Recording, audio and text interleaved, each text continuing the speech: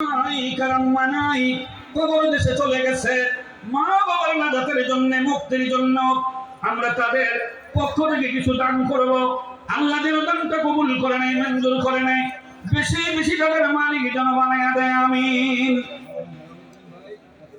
বাবার হেলাল উদ্দিন ভাইকে নিয়ে 1000 টাকা দিয়েছেন। আল্লাহ কবুল করে, মঞ্জুর করো, মনসা পূর্ণ করে দাও। বেশি বেশি টাকার মালিক বানিয়ে দাও। আপনজনদের কবর জান্নাতের বাগান বানিয়ে দাও, আমিন। আমার ভাইরা, আমার বন্ধুরা, আমাদের মাঝে আর কেউ আছেন কিনা ওয়াদা করবেন? আমরা আল্লাহ পাকের কাছে দোয়া করব আপনাদের জন্য, যেন আল্লাহ রাব্বুল আলামিন আপনাদের এই দানটা কবুল করে নেয়, মঞ্জুর করে নেয়।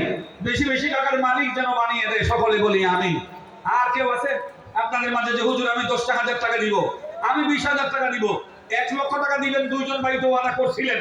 50,000 টাকা দেওয়ার মতো একজন ভাইও যদি পাইতাম, আমরা খুবই ধন্য হতাম। আন্তরিকভাবে দোয়া করতাম ভাইয়ের জন্য। আল্লাহ যেন এমন একটা